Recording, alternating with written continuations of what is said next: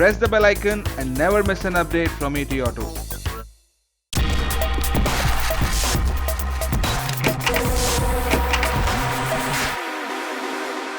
Hello and welcome to ETAuto. I have here with me Mr. Tarang Jain, Managing Director of Varroc Group. Varroc Group is India's one of the fastest growing auto component makers.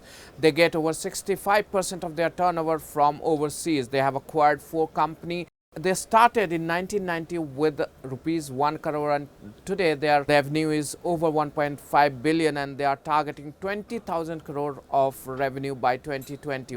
Welcome to ETAuto, Tarang ji. It's been quite a great journey. You have been growing like jet motion. What are the key drivers? You are expected to have $20,000 rupees of turnover by 2020. Yeah, in fact, I think that, our journey started about 28 years ago, and I think, yes, we've always been growth oriented.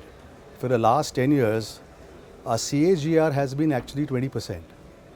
But the reason for this is that, we have done our basics right from the beginning, focusing on the customer's individual strategies. Our alignment has been very good, been very adaptable to our customers right from day one, and we are focused on the basics of, QCD, first time right development, good execution, and more importantly, we have always been financially disciplined. So this is what has helped us in our journey so far, and yes, we have grown organically quite well, but of course also inorganic growth, because today 65% of our sales comes from, from abroad. All the acquisitions that you have made in Italy and various places. Visteon you acquired 3 years ago. The EBIDTA level of that company was around 3%. Today you have taken it to 10%. What was the key area you worked on? What was the strategy that helped you grow so well? Not only on bottom line, your top line also went very high at Visteon. What was the key strategy? Yeah, so the acquisition of Visteon's exterior lighting business, we acquired a division of Visteon's, and there was always an ambition in my mind that I wanted to be a global player, in the components area.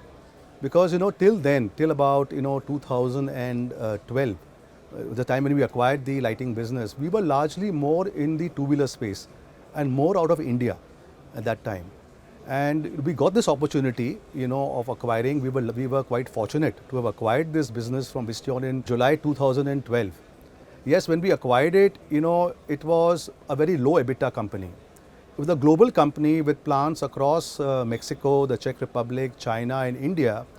EBITDA being very low, the reason was that the North American operations were actually in loss. Even the Indian operations were in loss. So challenge was here how to turn around. One was, and even the sales revenues were also very low. The challenge here was that how do you, for profit improvement, we had to grow the sales. That was one thing. And the other thing was that the operation, the manufacturing systems and the processes were very weak, what we found in Mexico and India, where the losses were there. So I think we have worked, one is that yes, we did kind of strengthen our leadership team, this thing over the years in these plants, and we worked on the manufacturing processes, to improve the efficiencies over here. And more importantly, we wanted sales growth, and that's where we decided as a strategy. We had a good level of customers at that point of time, Ford being a major customer, Jaguar Land Rover being our second largest, and we had a lot of other customers like VW and Daimler and PSA. But we decided the strategy, let's work at improving our alignment with the existing customers. And that strategy helped us because we aligned very well.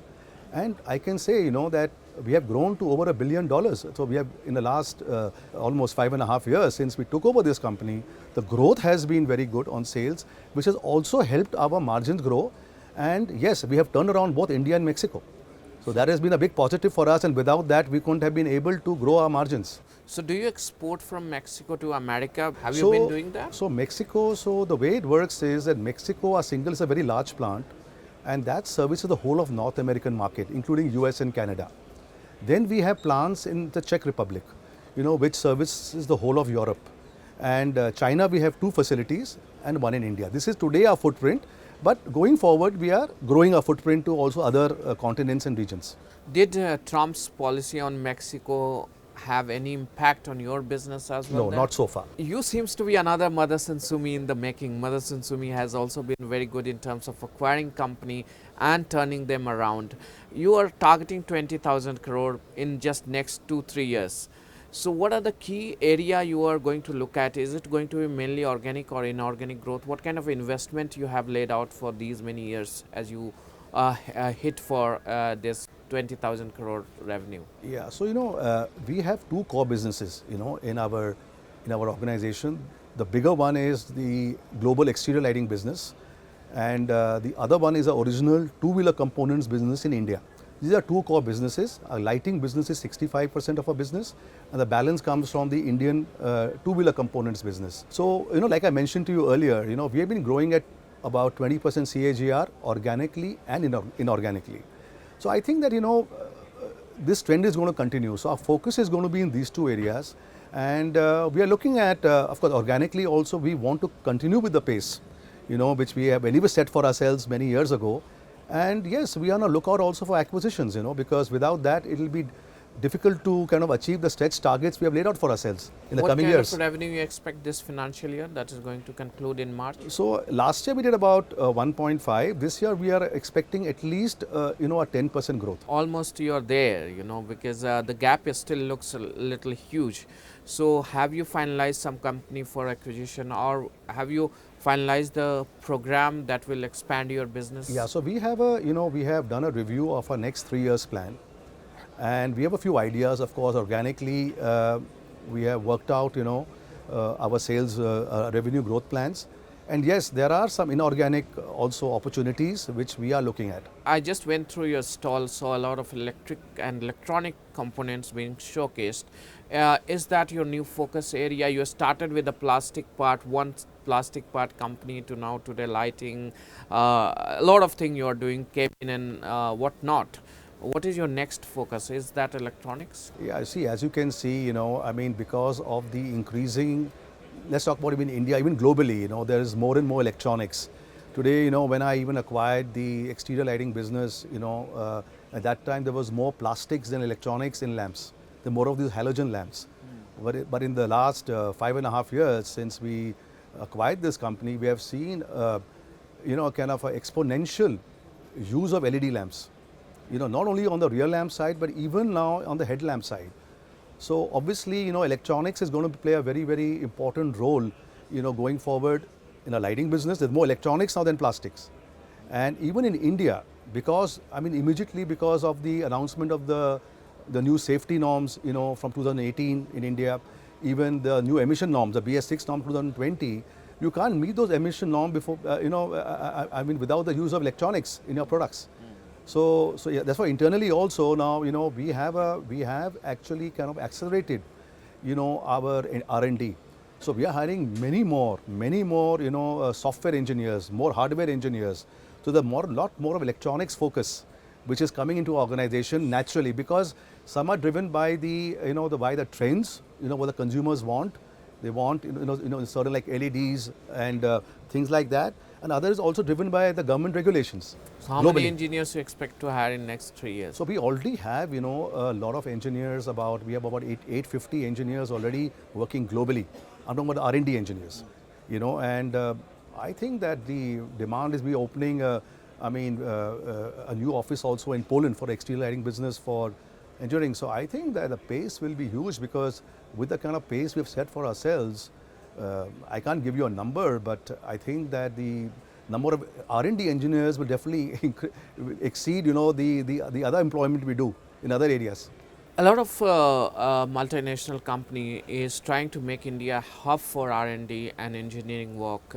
Is Varroc also looking forward to these kind of arrangement, or how the India currently contributes about 33% of your total revenue? Going forward, how do you look at this?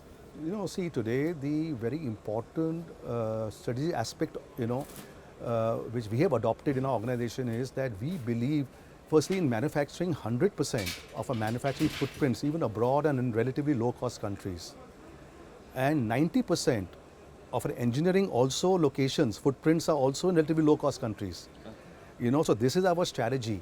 And yes, talking about India, there will be definitely more. For India is actually our second largest R&D center for our business. Even for abroad, we do a lot of engineering for our lighting business for cars in India, and there's definitely going to be a higher growth of the number of engineers we employ will come out of India, but also other regions, but relatively low cost regions, as such. And talking about engineering strengths today, I mean, a lot of the OEMs, or other companies have been using India as a relatively, low cost engineering base for years, probably more than 20 years, So that is, I think, been very good for all of them. It's been a big competitive advantage. Coming back to the investment question again, can you give us some number as you want to achieve 20,000 crore? What is the number? What is the amount you want to invest? Yeah, see, organically, the investments are going to be in a tune of at least organically. I'm not talking about inorganic. I think annually we do spend about 800, 850 crores a year on capex. Okay, so that will continue? That will continue, and plus, of course, whatever inorganic, what is the target for organic? How much you have kept aside for inorganic? I can't really comment on that. But is it going to be But we are a very financially disciplined company. It won't be an issue for us to go in even for a larger acquisition in our space. It won't be an issue because we've always been very, very financially disciplined. We are in a very good space on our financial numbers. What percentage of all this investment you fund from internal accruals and what percentage will come from outside? You're also planning an IPO. Yeah, no, I mean, I cannot comment anything on the this thing IPO, but so today our debt to equity levels are at a very low level, because my policy has always been that I'll never exceed, more than a 1:1 debt to equity. And today we are far lower than, our debt is far lower than 1. Okay. So we have, a lot of, space, where we can make these acquisitions, going forward, as such. So we are in a good space. We're in a good, fiscal space, for our organization to grow inorganically also. How do you see electrification and where Varroc is going to play a role? Because we are talking about electrification of vehicle very heavily. Government is pushing hard. Do you think it is a realistic dream to have all electric fleet by 2030? Yeah, personally, it's probably a kind of a noble kind of a thought, of the government to be 100% electrification because of the environment. But personally, I really don't believe. I think it's going to take many more years for 100% electrification. I mean, for many reasons, because, firstly, it's the consumer should feel like, like shifting from an IC engine to a electric vehicle. Because, one is okay about total cost of ownership. There are a lot of things around there, I mean, the costs of batteries and, so one is the total cost of ownership. The other is that, today, the consumer doesn't have to worry about the range. If he's driving in a city or intra-city, range is not a problem. While with the battery, if you go for a higher range, the cost of the battery goes up. And the third is the ease of charging infrastructure, the ease of charging. Today they go to a petrol pump, they have to wait for a few minutes, 5 minutes, they can fill up. Today, we don't know that how much time will it take if they go to a charging station, how much time will they have to wait. It's an inconvenience. Yeah. Now the other thing is battery swapping. So is battery swapping really a viable option for companies to take up? So there are a lot of these questions. So, I think that, it will be I think there will be a kind of a transition to EV, but I think it will be at a much slower pace. And I also believe that, I think the focus should be first on the cities, the polluting cities. The focus should be more on developing infrastructure on the city side first. So I think it will be more like a step-by-step approach. I don't think that, because if you see globally also, any country, nobody's announced 100% electrification by 2030. It's quite an ambitious kind of a thought, So I believe it will take a longer time. For Varroc, as it moves towards achieving its goal in 2020, what are the 2-3 key product area that you want to, even if you want to diversify, that would be? See, our core businesses are lighting for passenger cars and our two-wheeler components business. But yes, the natural fallout, not maybe in the next 3 years, maybe beyond, could be on the electronic space. I mean, that could be a natural fallout where we could be doing more and more electronics, not only for our lighting or in a two-wheeler components business. It could be, going forward, more electronics for passenger cars. It could be for the upcoming EV, on the EV space. That's something which could be a natural fallout because of what you mentioned earlier, There's a rising trend on the electronic side. And that's something very important for us as an organization. Thank you so much for talking to ETAuto. Thank you, Nabeel. Thank you. Thank you for having me.